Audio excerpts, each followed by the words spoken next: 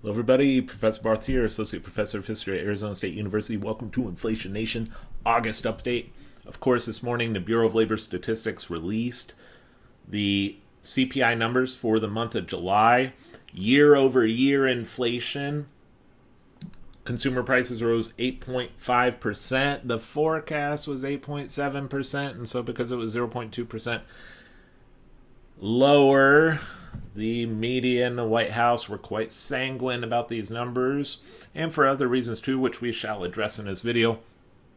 But you can see here from the headlines, U.S. inflation eased slightly to 8.5% in July. We're going to address why that case is being made and why we should take some of these numbers with a grain of salt in this video. Here's a bar graph of the consumer price index since the beginning of 2021, and you'll see, we're at 8.5%. Before a few months ago, we had never seen inflation as high in my lifetime in more than 40 years. And so year over year inflation is still quite high, extraordinarily high, unacceptably high. And here's another way to look at it. And then if you zoom out, since 2017, look at that. It's a problem. Now, even if you look at core CPI, year over year, core CPI is the CPI when you take out food and energy, which tend to be more volatile, especially energy. And so the idea is you look at core CPI to give you a better read on prices more generally.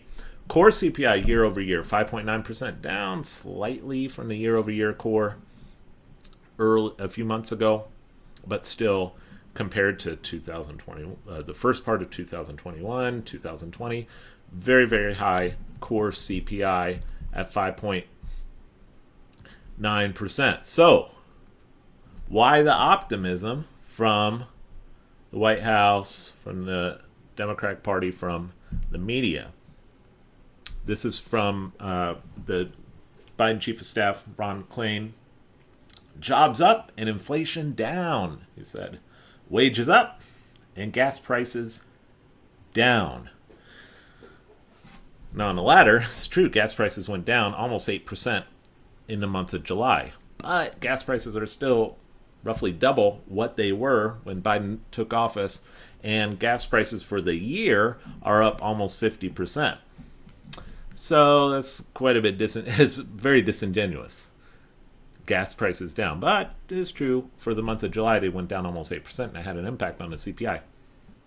Wages up is just flat out falsehood. It's just dishonesty. Real wages are down 3%. Now, he's looking at nominal wages. Well, the problem is there's been inflation, and so nominal wages doesn't really... What really matters are the real wages, and real wages are down 3%. And maybe even a little higher than that. So wages are not up. Is inflation down? That's the big story out there right now. Inflation slowed, inflation's down.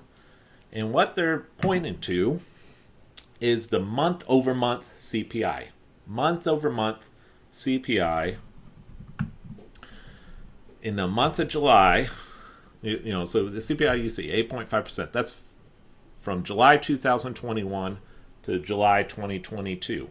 Month over month is from June 2022 to July 2022, and the idea is you just go in month over month, and by zooming in on the latest month, you get a real-time look at what the numbers are. You take away the preceding 11 months. And month over month, CPI 0%.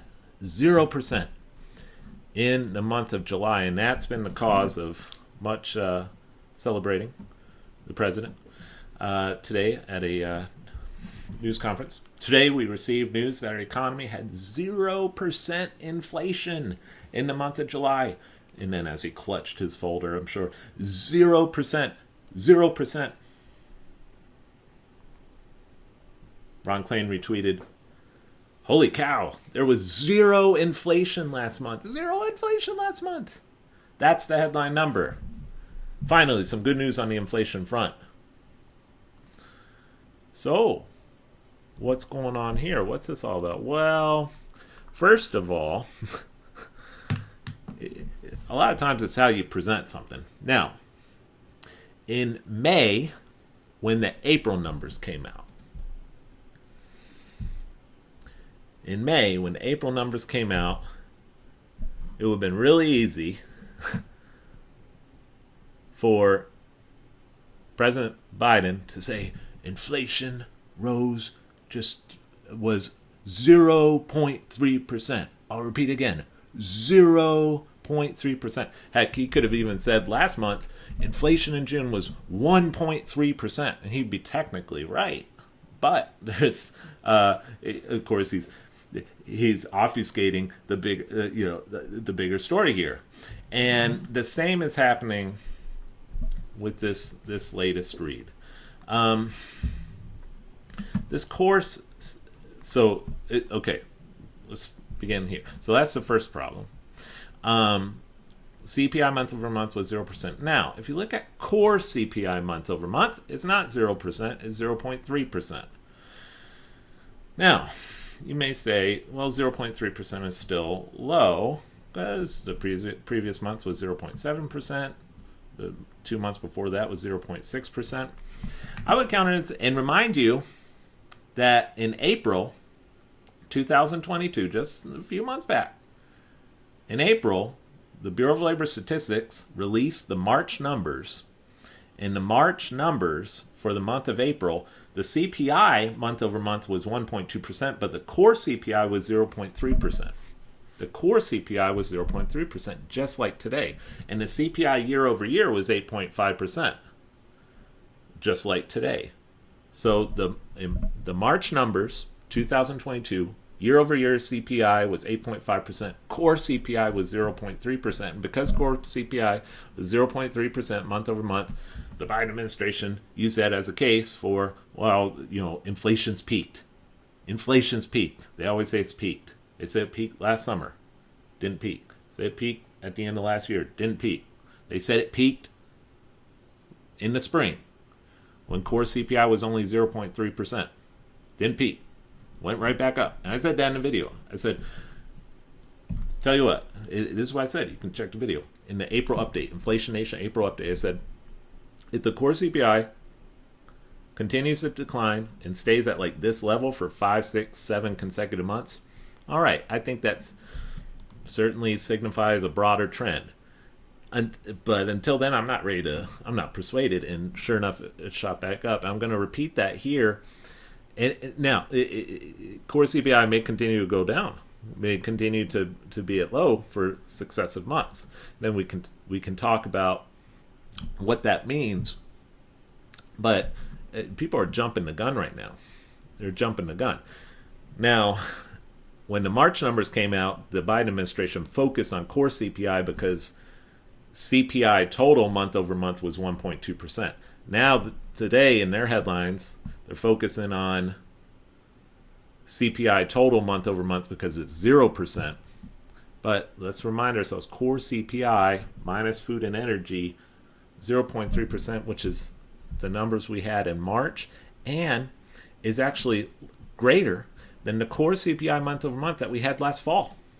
Last fall, look at that, last summer. In summer 2021, core CPI was higher than it ever was in 2022. And then what happened? It plunged. Core CPI plunged. And that was the cause, again, of inflation's peaked. Inflation's transitory because core CPI plunged. What happened? It went back up. So I think we need to wait and see before you jump to any conclusions because the fundamentals the fundamentals haven't changed. And the fundamentals are this, that the Federal Reserve increased money supply by more than 40%, and we're just getting started with quantitative tightening. And even though the Fed raised interest rates by 75 basis points the last two FOMC meetings, the upper limit's still only at 2.5%. So the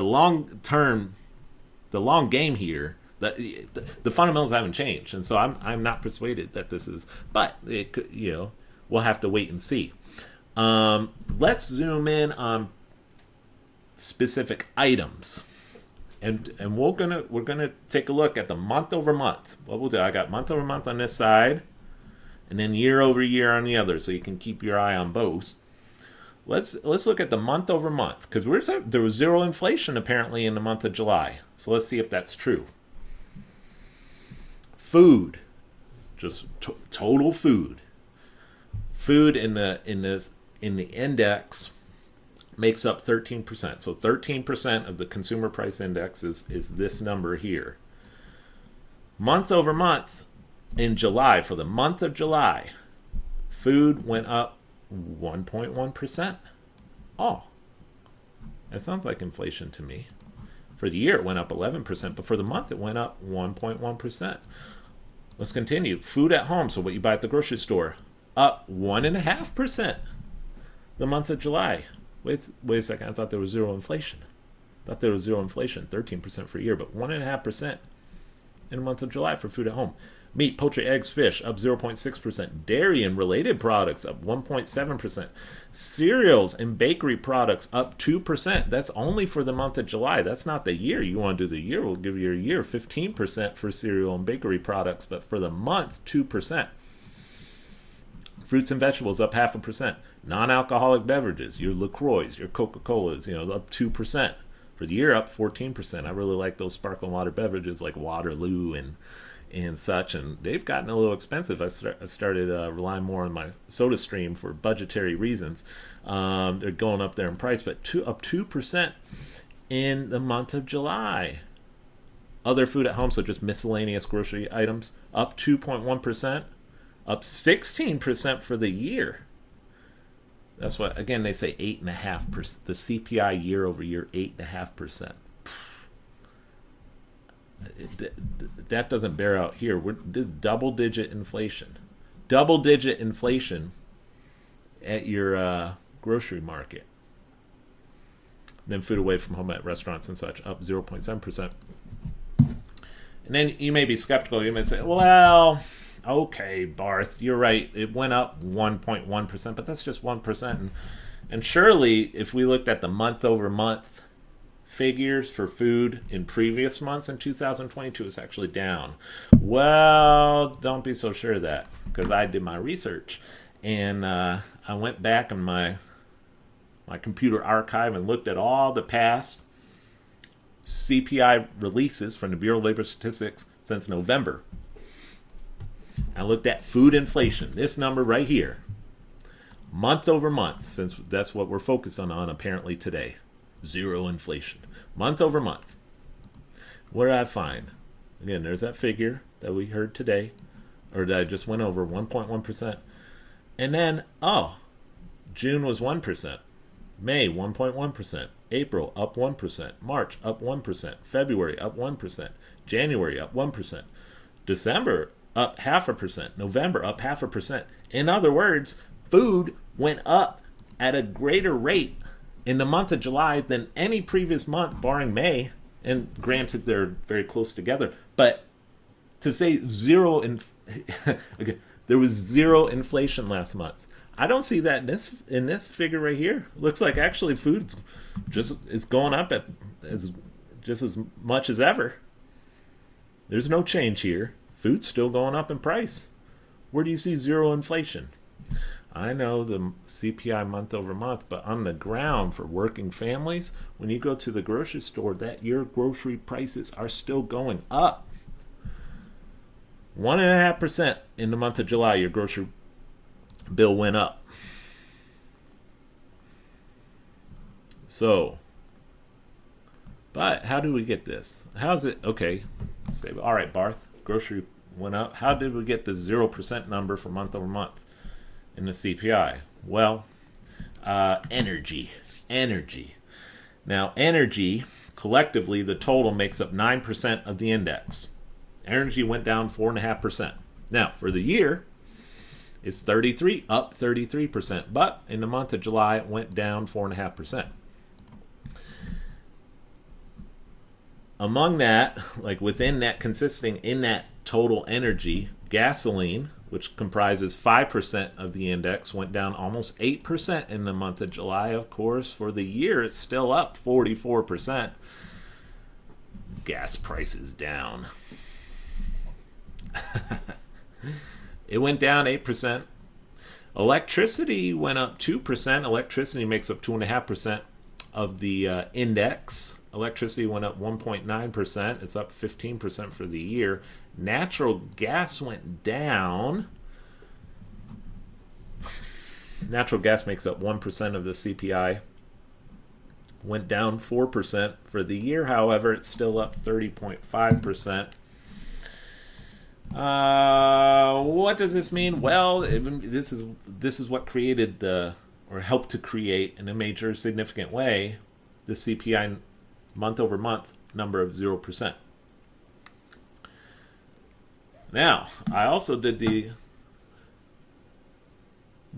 breakdown here. I went into my computer archive and looked at what were the gasoline numbers month over month for the other months. It was minus 7.7% for July. June up 10%. May up 8%. April down 1%. March up 20%. That was a hellish month. February, before Putin's invasion, by the way, up 5.5%. January up 0.1%. December down 2%. November up 3%. So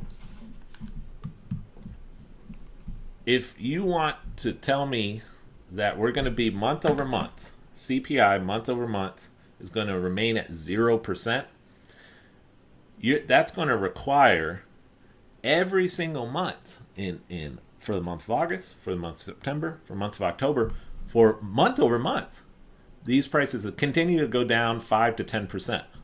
And natural gas is going to have to continue to go down. Does anybody think that month over month gasoline prices are going to continue going down 5, 7, 8, 10% in the upcoming months? I'm skeptical. But that's what would be necessary in order for the CPI month over month to remain at 0%. Do you see what I meant when I said, hey, you got to take this number with a grain of salt? July was an anomaly. Gas prices month over month went down in July. That's an anomaly. We're not going to see a repeat of this every month. Certainly not by September, October. This decline in gas prices is going to slow down eventually. It's going to taper off, and maybe gas prices will go up again. Then what's that going to mean for CPI and for Biden's month over month CPI 0% inflation? And then the same thing if you look at electricity month over month. This is just all over the map. All over the map. Sometimes it's down. Sometimes it's up 4.5%. And then it's down 1%. Up 4%. July it was up 2%. You just can't put a whole lot of stock. Again, this is why people look at core. Because it's volatile. Electricity is volatile. Natural gas, same way. It was down 4% for July, but in June it was up 8%. May up 8%, but it was down in March. Okay, so you've got the energy prices are not going to continue going down month over month in order to give you your zero inflation in the months to come. That's not going to happen. What's consistent is this. All right, that's what's consistent, and that's not changed. It's not changed. It's hurting people big time. Talked about that in my last videos, decimating the working class, the middle class. So there's your zero inflation. And if you look at the other items in the index, apparel went down. So this also contributed to the lower reading, especially month over month CPI. Apparel makes up so like clothing went up. Apparel consists of or makes up 2.5% of the index. Apparel went down 1%. New vehicles, used cars, and trucks didn't go up as much as they have in previous months. Medical care and commodities up 0.6% for the month. Medical care services up 0.5%. Motor vehicle maintenance and repair up 1%.